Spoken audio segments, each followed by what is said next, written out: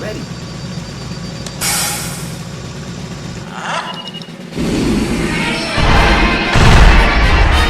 Great Scots, jumping Jehoshaphat's. Welcome everybody to another vlog. Yes, as I live it here, I am headed back in time to join one of my good friends and fellow YouTuber to check out the Hollywood Museum. There is a Back to the Future exhibit there. I missed it, so I figured why not go back in time to check it out? Maybe you'll see some stuff you never knew existed. Maybe you'll see some stuff that you knew existed, but you haven't seen them since you were a kid. So come on in, join the adventure.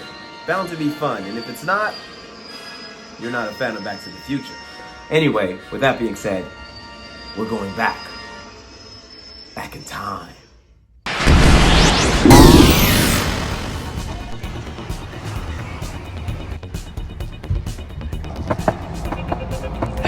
Welcome to Hollywood. What is your dream? When are you coming from?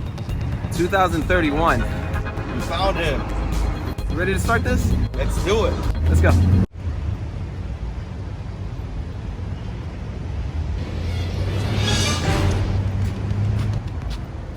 You think our other cells will notice us? I don't think they remember us or they see us. I don't know. That's fine.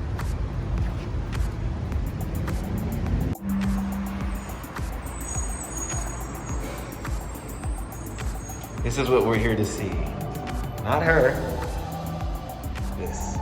No one here now, and we're probably some of the first to show up. Can't wait. This is gonna be epic.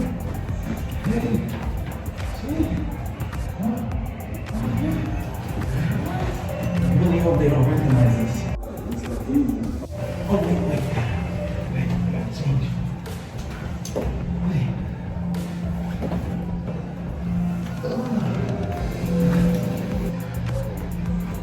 It's better that I don't look like I did a couple days ago.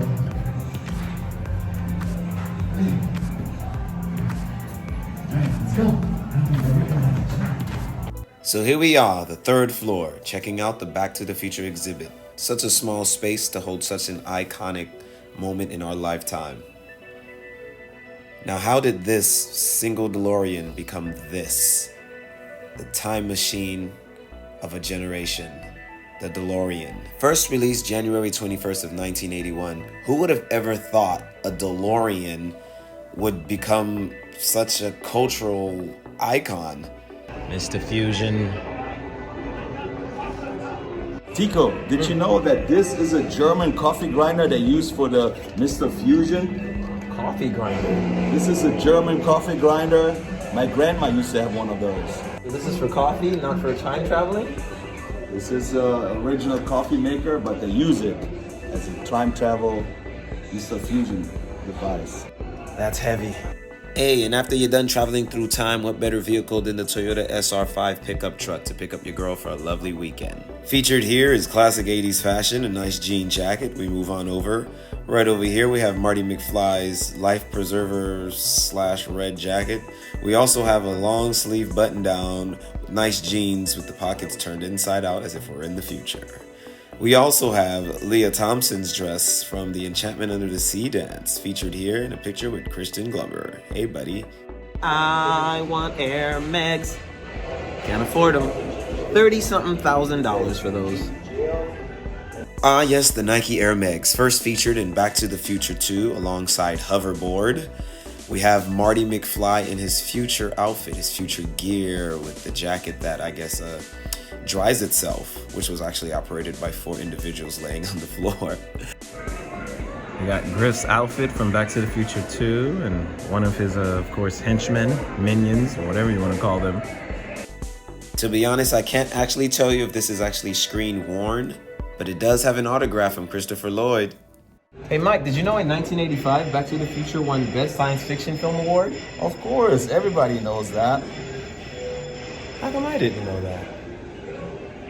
Lunchbox and Legos and books and cards and toys and more toys and more toys and pens. Look at that, part 3. Oh my God, is that the album cover? Everything is here.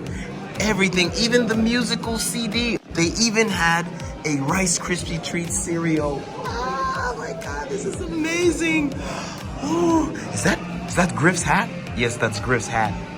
That's the hat. I have that hat. I should have bought it with me. Tico, look at this. Zurück in die Zukunft. That's German. Say it. Zurück in die Zukunft. Yeah. Zurück in die Zukunft. He's being modest. I got it wrong. I messed it up, didn't I? You did. But I know it says Back to the Future. Ritorno al futuro. That also says Back to the Future, just in Japanese. This is for sure some type of Asian dialect, but yeah, can somebody tell me in the comments below what dialect this is? Till baka kel from tidan. Yeah, I can't even read. I had this little gas station stand, like a future gas station stand. I had that as well, that toy car, because it comes with it goes to the gas station. I remember having this. See, there's the gas station right there, right? That's exactly this right here. And I remember having those little toys and just not even knowing what it was back then or what it was worth. And here's some facts you probably didn't know about the film. Did you know that Christopher Lloyd reprised his role as Doc Brown for the Nike Air Mag commercial promo? Yup, and Bill Hader and Kevin freaking Durant was actually in the commercial with him. A young Kevin Durant at that. And now let's test Mike's knowledge on Back to the Future. Let's see if you know what these items are. Hey Mike, what is that? This is the replica of the guitar he was using under the Enchantment Under the Sea dance. Haha, what is this? You're fired sign. This is when he got fired. You know who fired him? Who fired him? I think the Flea from Red Hot Chili Peppers. Oh, that was actually him? Yeah. Wow, all right. And this long bat, what is that? That's the bat. He was actually stuck on the water in front of the clock tower. And then when Briff came and he kind of hit him, tried to hit him, but he actually went right into the mall. This guy knows his stuff. Hey McFly, those boards don't run on water. You gotta have power. That's right, that Griff's Tannen hoverboard with power. Yeah, different concept art. What they wanted everything to look like.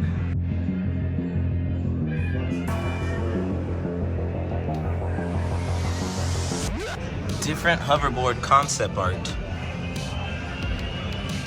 Man, it would have been really cool to see those in the film, but hey, we got what we got and still loved it anyway. I guess everybody's junk is radioactive.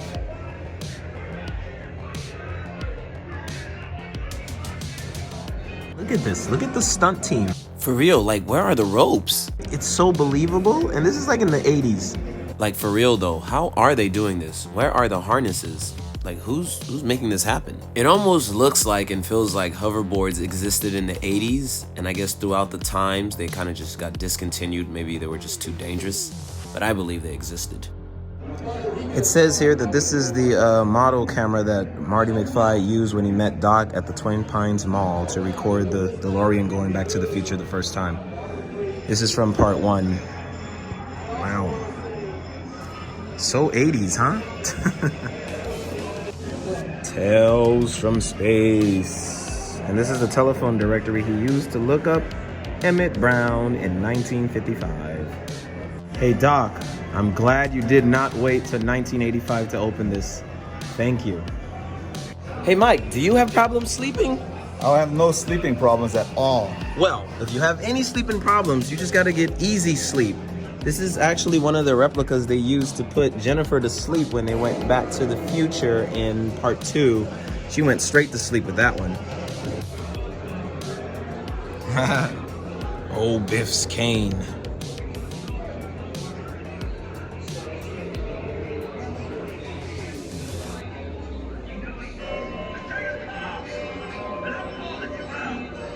Now, Goldie Wilson, I like the sound of that. Replica of the original time circuits from Back to the Future. And right here, this statue you see right here, this clock, it's actually featured in Back to the Future 2 when Marty's first going into the city. In the future city, you see it right there next to the water.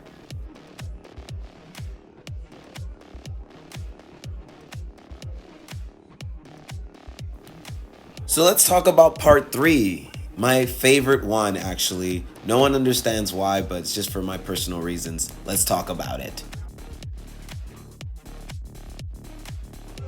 So did you get everything you wanted? I got everything. I'm finished. Perfect. All right, then we're out of here. Let's go. All right, let's go.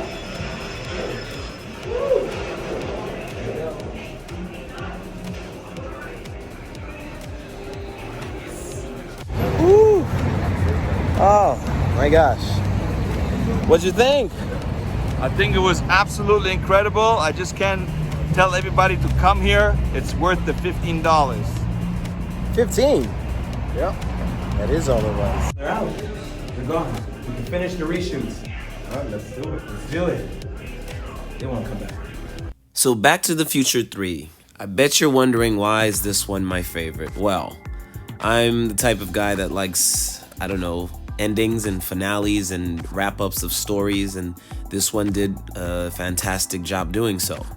I actually prefer the look of the DeLorean from part 3, just how, I don't know, kind of modern and not as intricate as the other ones look. This one looks pretty much like anyone could just go inside the garage and, I don't know, put some stuff together and get it ready for, I don't know, future travels.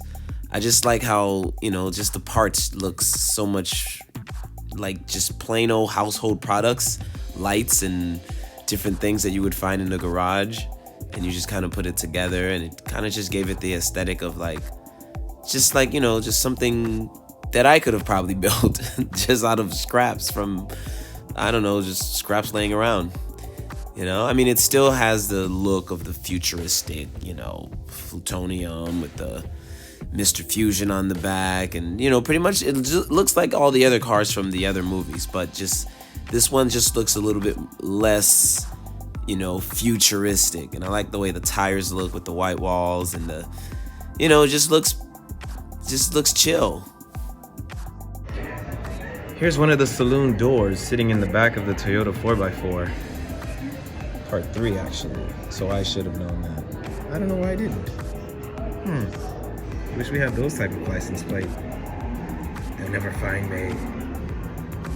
You know your movie's iconic when they save the chairs you sat in way back when you made it. Iconic.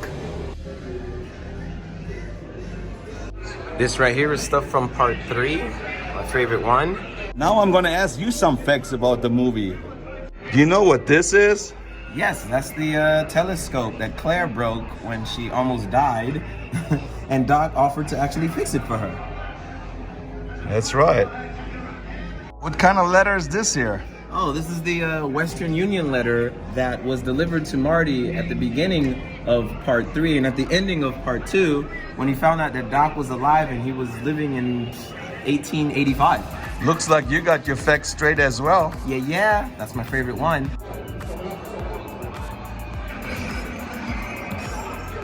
Seamus McFly.